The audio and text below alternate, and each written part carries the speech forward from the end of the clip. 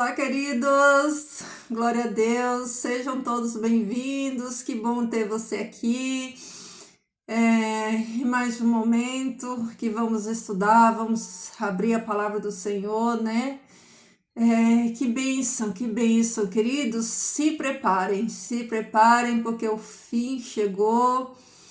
É tempo de nós estarmos firmados na rocha que é Cristo Jesus. Queridos, não abra mão da sua fé por nada neste mundo. Esse tempo, né, está no fim. Então, não abra mão da sua fé. Se fortaleça em Cristo Jesus. Busque no Senhor, que é a sua força, a sua rocha, nossa força, nossa fortaleza. Busque no Senhor abrigo, conforto, consolo, tá bom? E não desanime, não desista, porque a nossa vitória já foi conquistada lá na cruz. Jesus já nos deu vitória, nós já somos vitoriosos. Então, que nada, nem ninguém nos afaste, né, do amor de Cristo Jesus, tá bom? Permaneça firme, estudando a palavra de Deus, buscando conhecimento, esteja alerta, sede sóbrios e vigilantes. A palavra do Senhor nos aconselha, né? Vamos estar sóbrios, lúcidos, vigiando o tempo todo, né? Então, queridos, vamos ficar firmes. Jesus está voltando e nós, como sua noiva, precisamos estar pronta, adornada, né, para o esposo. Então, queridos, vamos mais uma porção da palavra do Senhor. Pega a sua Bíblia aí para nós estudarmos, né? Pega o seu bloquinho aí para você anotar todos os textos, né?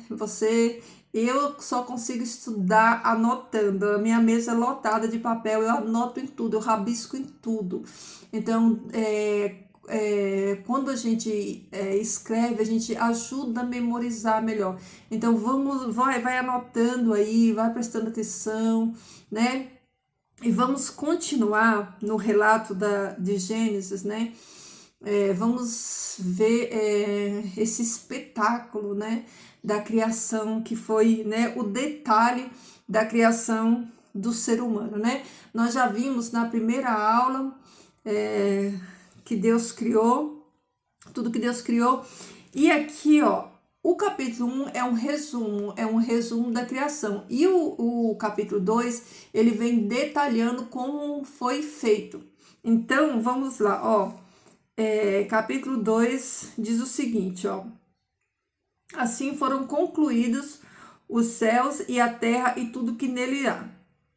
No sétimo dia, Deus já havia concluído a obra que realizara e neste dia descansou. Abençoou Deus o sétimo dia e santificou, porque nele descansou de toda a obra que realizara na criação.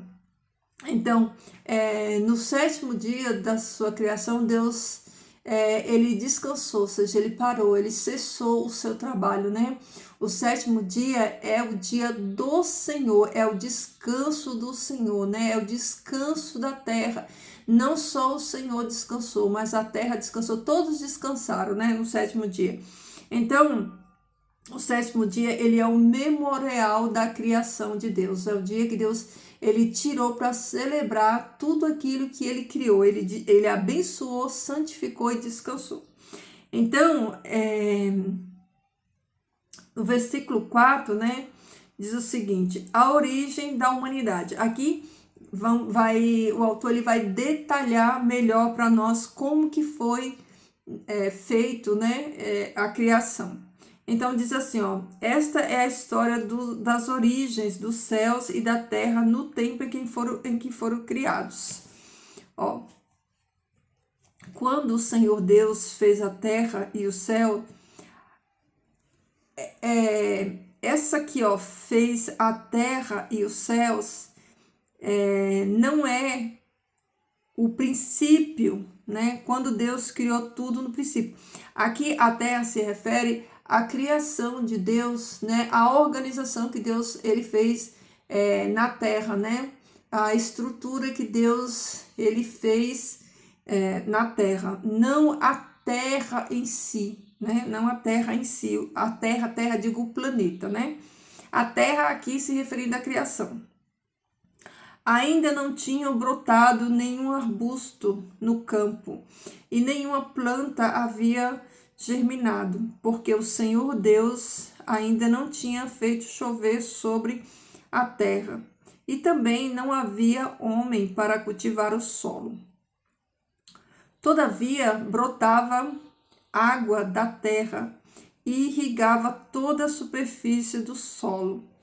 Então o Senhor Deus formou o homem do pó da terra e soprou em suas narinas o fôlego de vida.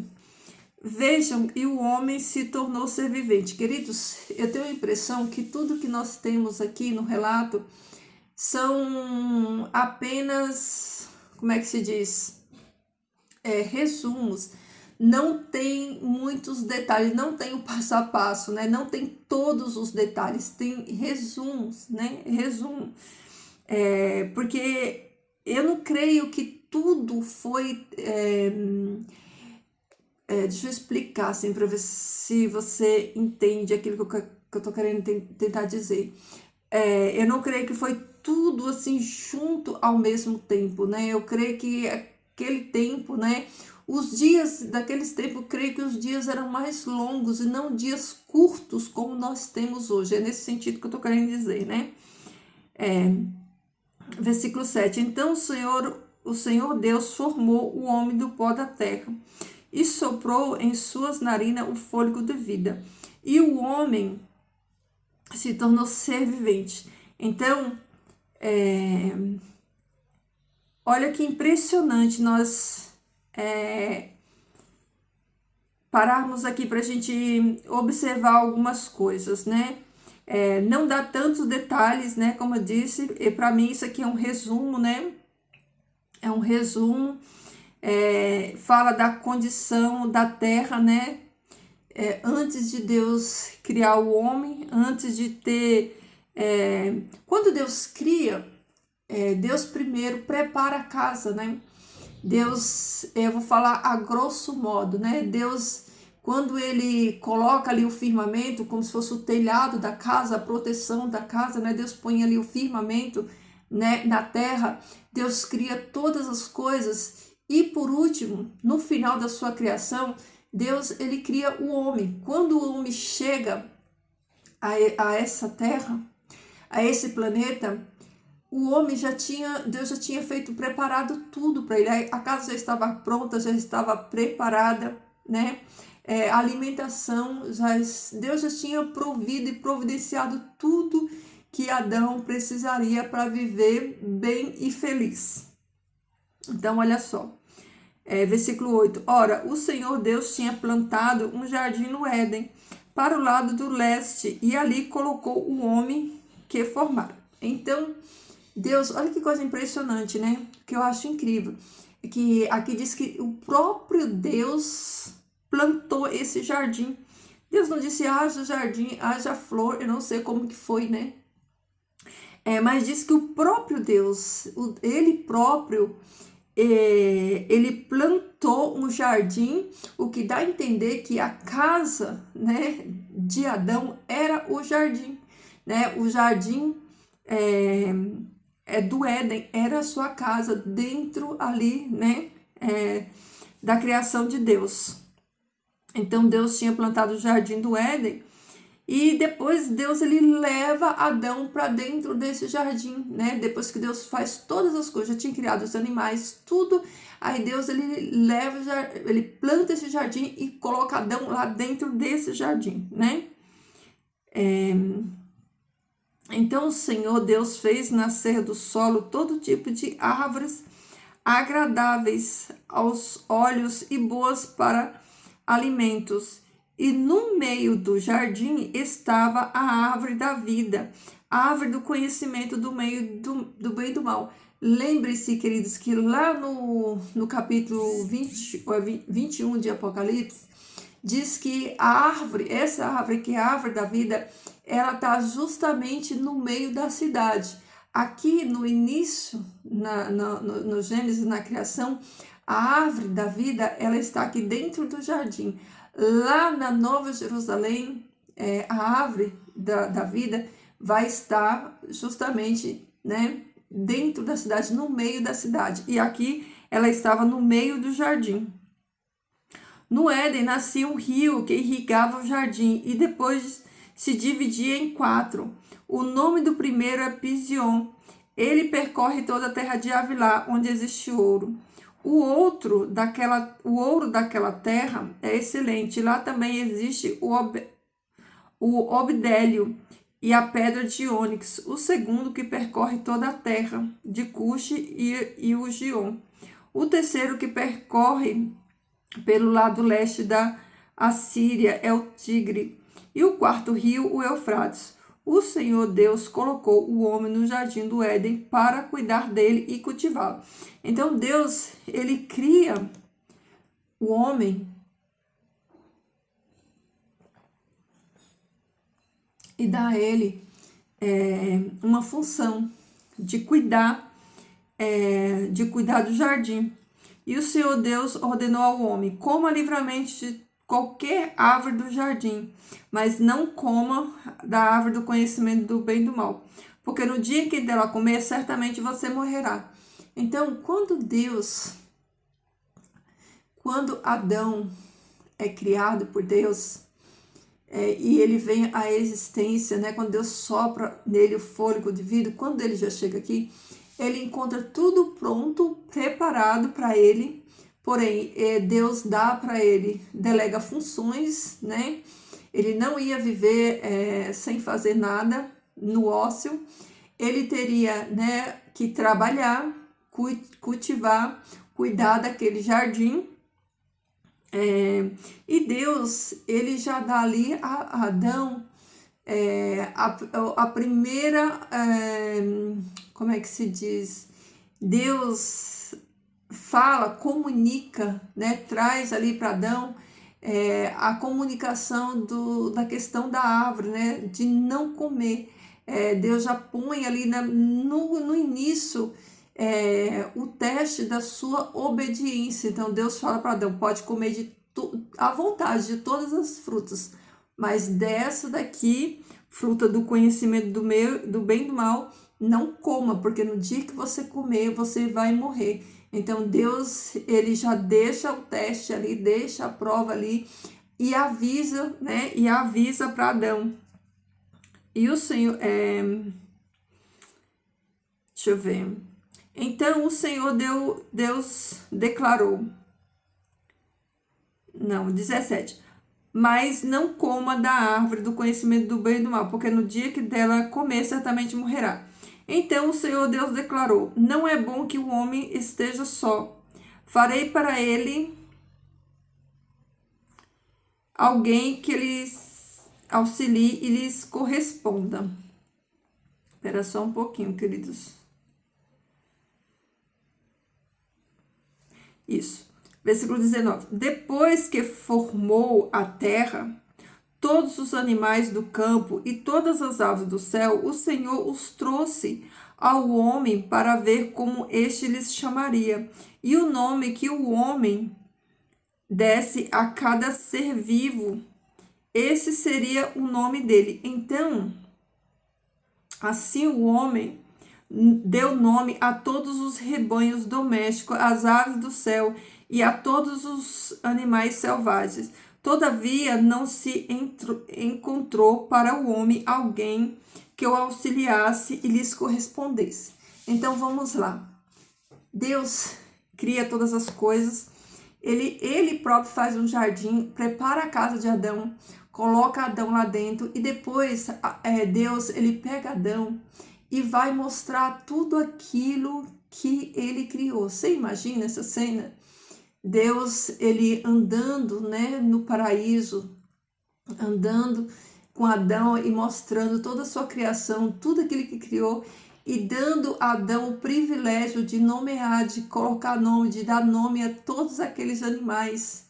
Então Deus, ele faz isso com Adão. E o que é impressionante nós notarmos aqui, antes da esposa Antes do trabalho, antes de qualquer coisa, o primeiro na vida de Adão foi quem? O Senhor Deus.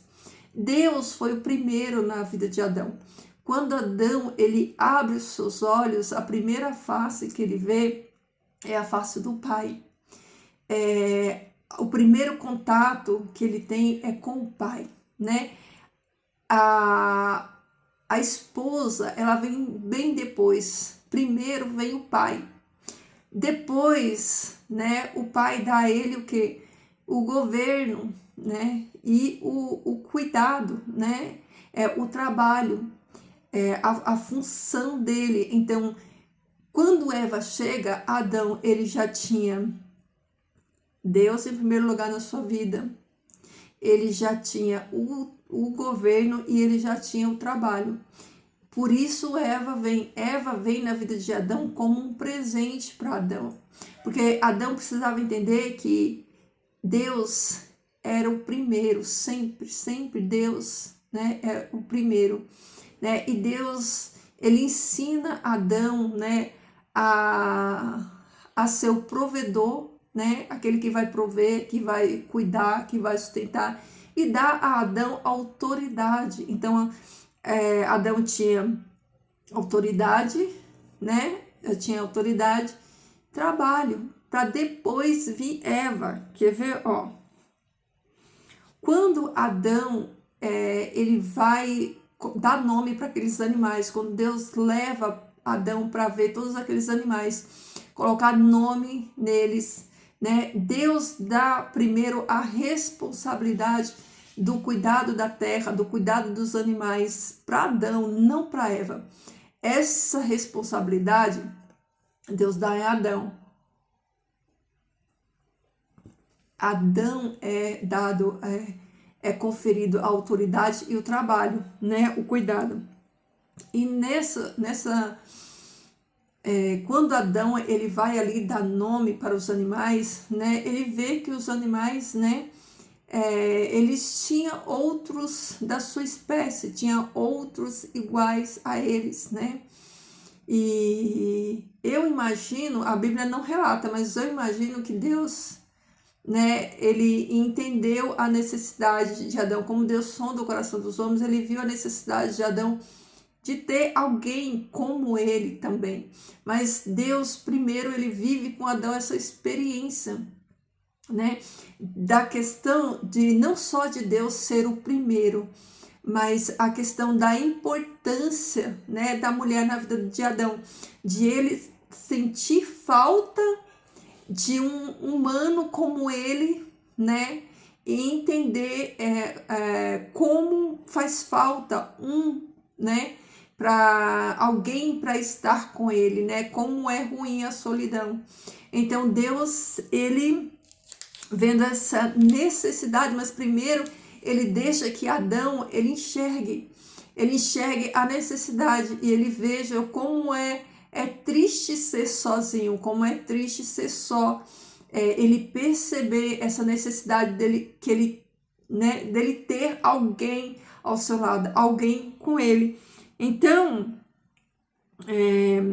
Deus, assim o homem deu nome a todos os rebanhos domésticos, a cada ser vivo, esse seria o seu nome. Assim o homem deu nome a todos os rebanhos domésticos, às aves do céu e a todos os animais selvagens. Todavia não se encontrou para o homem alguém que auxiliasse e lhe correspondesse. Então o Senhor Deus fez o homem cair em profundo sono. E enquanto este dormia, tirou-lhes uma das costelas, fechou o lugar com carne. Com a costela que havia tirado do homem, o Senhor Deus fez uma mulher e a levou até ele. Então, olha, veja, queridos, quando Eva chega na vida de Adão, Adão já tinha conhecido a Deus, Adão já tinha dado nome a todos os animais, Adão já tinha recebido a casa das mãos do Criador, Adão já tinha recebido as instruções, né, que Deus tinha dado para ele. Quando Eva chega, Adão já estava pronto, né? Adão já conhecia Deus, Adão já tinha na sua mão o governo de tudo dado por Deus, né? Já tinha dado nome a todos os animais, né? Então, Deus, ele vê essa necessidade, né, de Adão, viu que não era bom ele estar só, viu a necessidade dele, e aí Deus, ele traz Eva, com que função, com que propósito, né? Que Deus, ele traz Eva para a vida de Adão. Então, Deus, ele faz Adão adormecer, pega uma costela, né, para fazer a Eva. E aí eu fico pensando, eu gosto de pensar, imaginar no texto, que quem foi o Adão, foi o único, Adão e Eva foram os únicos humanos que já nasceram adultos. Eles não tiveram as fases, né, de recém-nascidos, criança, adolescente, assim sucessivamente. Adão e Eva, quando eles foram criados, né, eu creio que assim foi, eles já foram criados adultos, né, na seu tamanho, sua estatura original, né, eles foram criados adultos. E olha que coisa impressionante, né, é que Adão não teve útero, né, ele foi formado do pó da terra pelas mãos do próprio Deus, que cria Adão e coloca nele o seu DNA, a sua escritura. Então, Adão, né, ele tem a sua origem em Deus, né? O próprio Deus o criou, soprou o seu fôlego de vida e colocou nele o seu DNA, né? O seu DNA. Então, olha que coisa impressionante, fantástica, queridos. Eu creio que nós não conseguimos discernir a grandeza que foi a criação de Adão, né? Eu imagino, né, depois de Deus ter criado Adão, quando Adão, Deus sopra ali o fôlego de vida e ele abre os olhos da primeira pessoa, né? Deus não é pessoa, né? Deus é espírito, mas o primeiro que Adão vê, né, é a face de Deus, Jesus, é o primeiro rosto que ele vê. Então eu imagino aquele boneco inanimado, de repente ganhando vida, abrindo os olhos, né? E deve ter sido extraordinário, deve ter sido maravilhoso essa sensação, né? Do boneco ganhando vida, né? Coisa assim que a mente da gente não consegue imaginar, discernir completamente, né? E aí é impressionante que Adão e Eva, né, eles não têm, como é que se diz, genealogia humana. A genealogia de Adão e Eva é celestial, é do céu, porque o próprio Deus os criou. Então, olha que coisa impressionante, ó.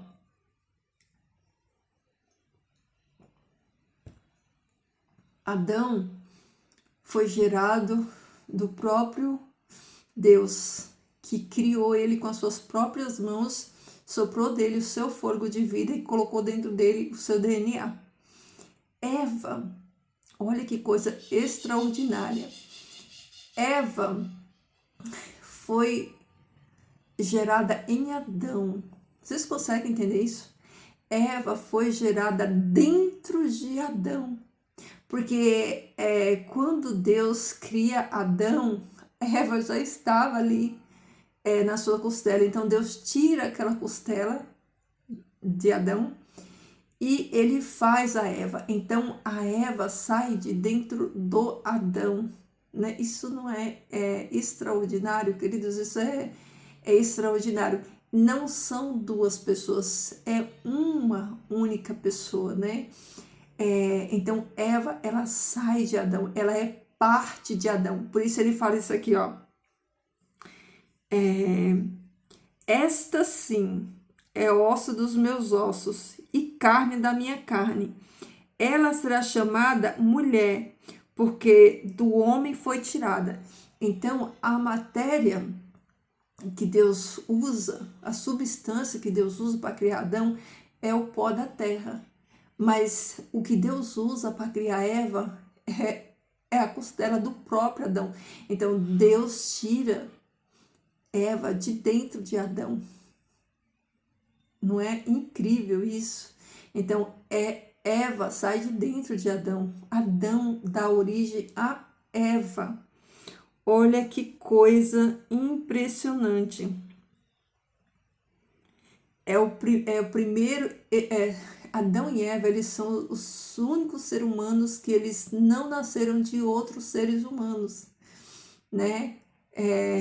E Adão sai da terra das mãos de Deus e Eva sai de dentro de Adão, e isso é extraordinário. Por isso ele diz isso, né? Esta, enfim, né? Esta é osso dos meus ossos, né? É carne da minha carne, será chamada mulher, porque do homem foi tirada.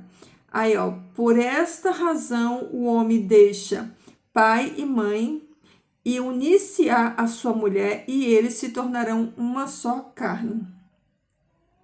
Então, olha que coisa impressionante. Por que Deus fala assim, ó? Então, por essa razão deixará o homem pai e mãe, né, e unir-se-á a sua mulher. Quem foi o pai e a mãe de Adão, né? Quem foi o pai e a mãe de Eva, né? Eles não tiveram. Quando Deus disse essa frase aqui, isso aqui é o padrão estabelecido por Deus para todo o planeta, para todos, porque a lei de Deus ela é universal. E é justamente pelos seres humanos não cumprirem as leis e os mandamentos de Deus que eles estão desolando a terra, amaldiçoando a terra, e virá o fim, né, de todos esses que amaldiçoam a terra. Então, resumindo, né, quando Eva chega na vida de Adão, Adão já tem governo, já tem trabalho, já tem casa, já tem responsabilidade. Então, Eva vem para ajudar Adão a gerir tudo isso que Deus ele já colocou na mão de Adão. Por isso, o Senhor Deus diz, far-lhe-ei uma auxiliadora ou uma ajudadora que lhe seja idônea. Então, olha como é fácil, né, nós entendermos, né, que Deus deu para Adão, né, o governo, Deus deu para Adão as responsabilidades, Deus deu para Adão. E deu, inclusive, Eva para Adão, para que Eva ajudasse Adão a cuidar de tudo isso, a administrar tudo isso e ser a companheira, né? A companheira de Adão. Então, mais uma questão aqui falando sobre Adão e Eva.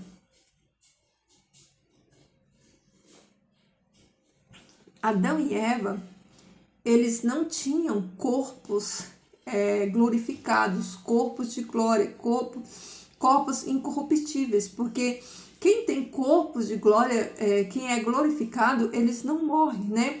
E Adão e Eva, eles não tinham corpos como os nossos, né?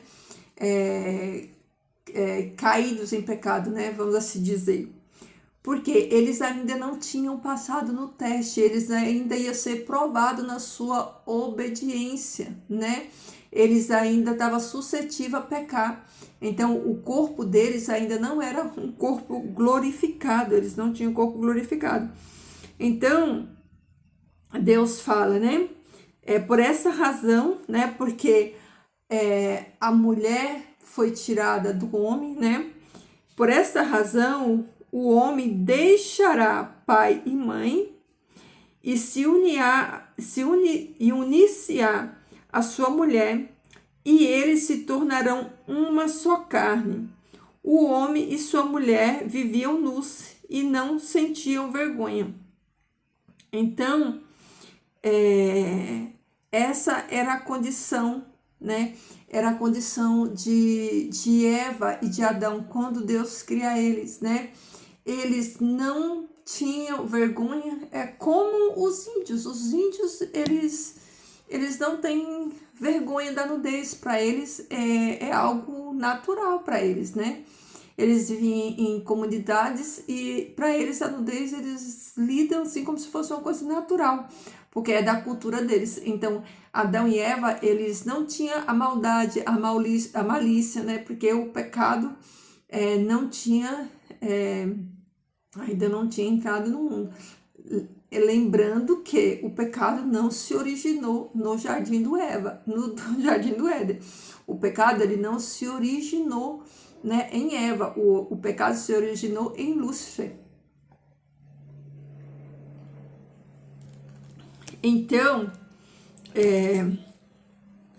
Deus, ele tira, né, Eva de dentro de Adão para mostrar que o casal, eles são uma pessoa, né? É uma só carne. Lá nos evangelhos, o próprio apóstolo Paulo vai falar sobre isso, sobre essas questões, né? Então, Deus, aqui é o relato final, né? Da criação de tudo, a coroa da criação de Deus, né? O homem que ele criou, a sua esposa, dando a eles ali a responsabilidade, lembrando que Deus, ele chama toda a responsabilidade em Adão como líder, né? Porque Deus, ele deu a liderança para o homem, ele deu o governo para o homem, né? Deu a responsabilidade para o homem, né? E o papel da mulher, que seria auxiliar esse homem. Por que não dá certo, né? Hoje em dia há tantas dificuldades, né, nos matrimônios, nas convivências, porque nenhum dos dois cumpre a função que Deus determinou, nenhum dos dois eles são obedientes, né? Não há obediência, porque se os dois fazem a parte que lhes corresponde, não tem como dar errado. Queridos, não tem como dar errado se você obedece no pé da letra tudo aquilo que o Senhor Deus, ele nos falou. Se alguma coisa está dando errado, a culpa não é do Senhor Deus. A culpa é de nós que não estamos fazendo certo. O casamento é uma bênção. Deus criou o casamento como uma bênção. Quando ele não é bênção, a culpa não é do eterno. A culpa é de nós que não estamos fazendo as coisas da maneira que Deus ordenou, da maneira que Deus determinou. Quando o Senhor Deus, ele cria o homem, né? Com os papéis definidos, com tudo definido. Deus, ele já definiu tudo.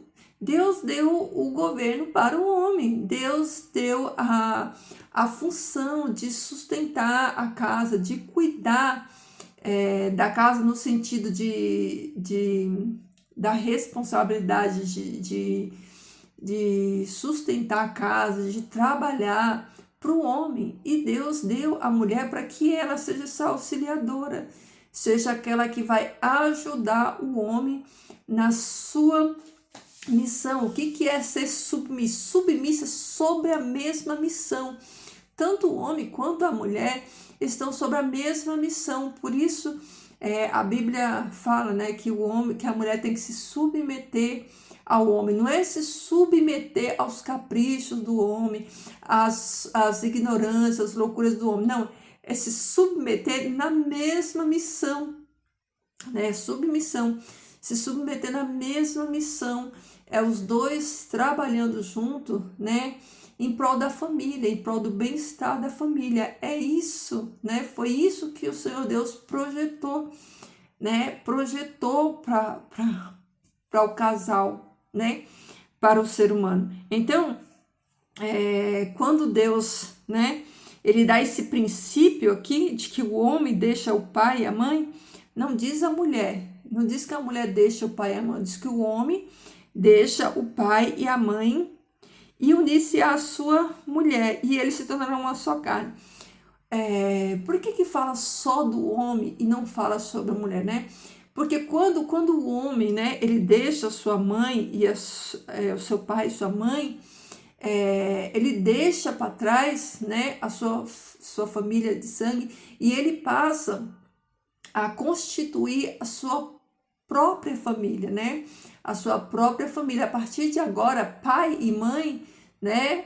Não que não deva honrar, né? Não que todo filho ele deve honrar e obedecer pai e mãe. Só que pai e mãe agora está em segundo plano. Quem vem em primeiro lugar não é mais a mãe, é a esposa. A esposa, na vida do esposo, ela está em primeiro lugar. Primeiro é a esposa.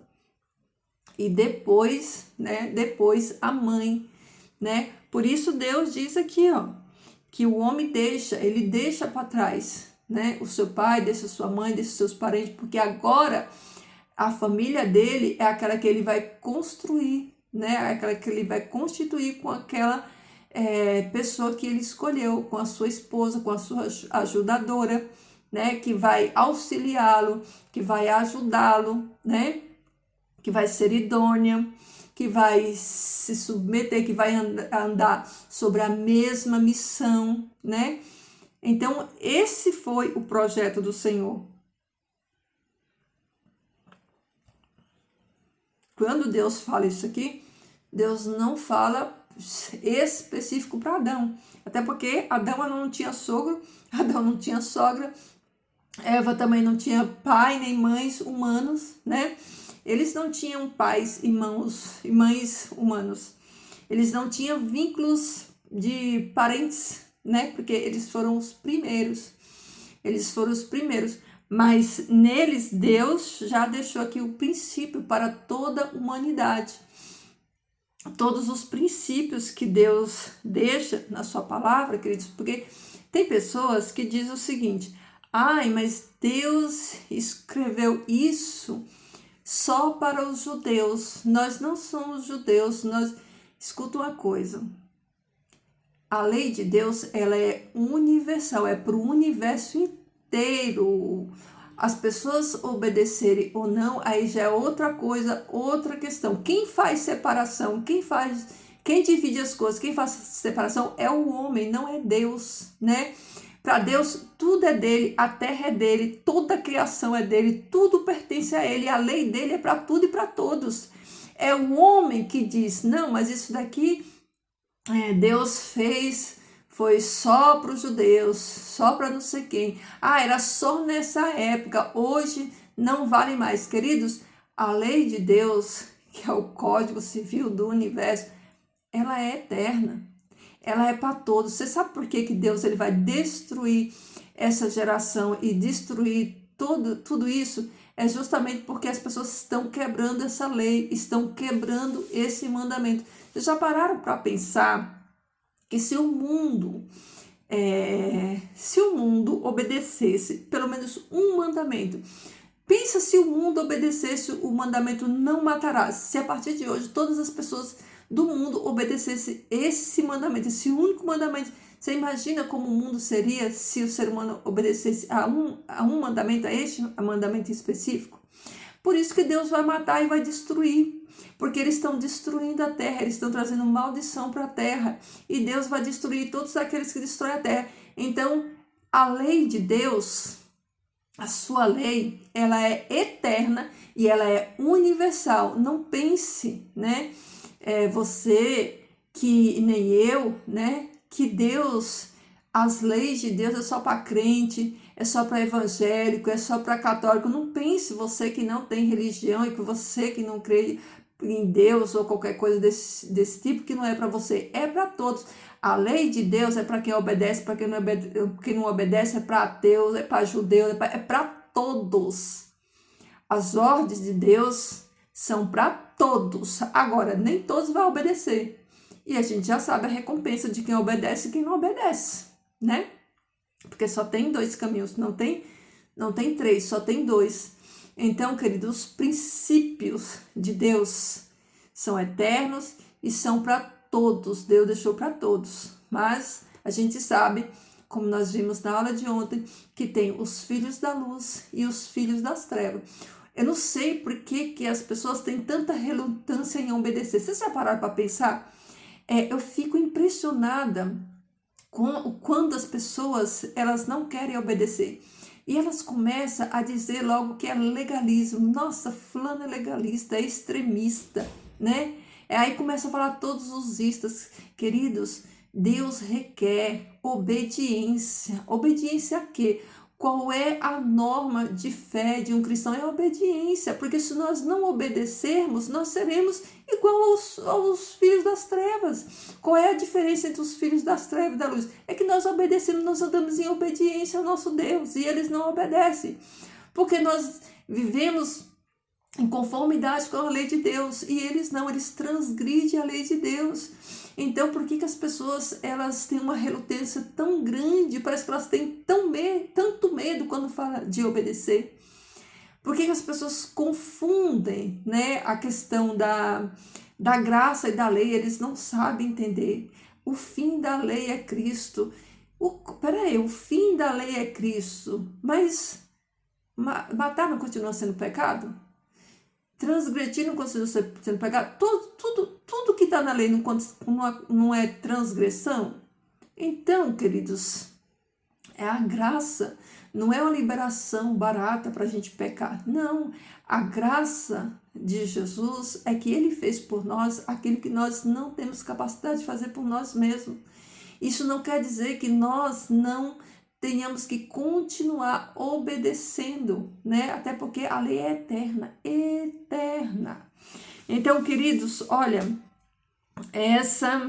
esse foi o nosso estudo de hoje, né?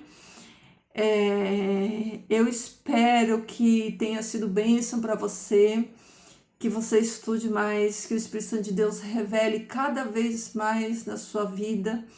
E se prepare, queridos, se preparem. O fim chegou, a perseguição chegou. Estuda a sua Bíblia, não perca tempo, não é hora de perder tempo. O tempo é o artigo mais valioso que nós temos hoje em dia.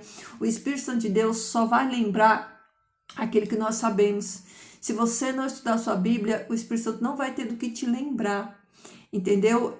Então, queridos, a inteligência artificial vai mudar a Bíblia, vai reescrever a Bíblia, vai adulterar a Bíblia. Essas Bíblias que estão na nossa mão vão ser tiradas. Então, estude a sua Bíblia enquanto você tem ela na sua mão hoje. O tempo é agora, meus irmãos, não deixem para depois. Busquem a Deus. Conserte a sua vida por Deus. Se tiver alguém que você precisa pedir perdão, peça perdão. Fique pronto e preparado, porque em breve Jesus voltará, tá bom? E nós não temos tempo para ficar brincando e nem perder tempo, não. A coisa é séria mesmo, de verdade. Então vamos buscar, vamos ser obedientes. Jesus fala que Deus, Ele quer obediência e não sacrifício, né? Ele quer que nós sejamos obedientes à sua palavra. Como é que a gente vai obedecer a palavra se nós não conhecer ela? E conhecereis a verdade vos libertará, João 8,32. Então, a verdade que nos liberta é a que está aqui, na palavra do Eterno.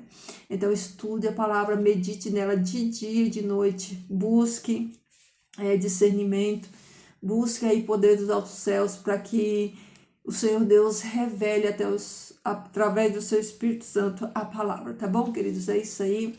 Vamos orar, querido Pai, obrigada, Senhor, obrigada por essa oportunidade que o Senhor nos dá de mais uma vez abrirmos a Tua palavra, de entendermos, Senhor Deus, a Tua criação extraordinária. Pai, nós nem entendemos, Senhor Deus, com certeza são apenas entendimento superficial, porque esse evento foi tão glorioso, Pai, tudo que Tu fez foi tão glorioso, foi tão magnífico, tão infinito, que a nossa mente pequenininha humana jamais vai ter capacidade de entender a grandiosidade, Pai, que foi toda a Tua criação. Mas, Pai, obrigado porque a Tua palavra nos nutriu, nos ensinou, nos libertou, e que nós possamos, Senhor Deus, continuar, Pai, que o Senhor nos fortaleça para isso, que o Senhor aumente a nossa fé, nos dê força, nos capacite, nos ajude, Senhor, a fazer a coisa certa, a obedecer, a ensinar os nossos irmãos que ainda não têm entendimento, Pai, que o Teu Espírito Santo revele a cada um de nós, que nós possamos estar pronto, preparado para tudo que nós vamos enfrentar, Pai.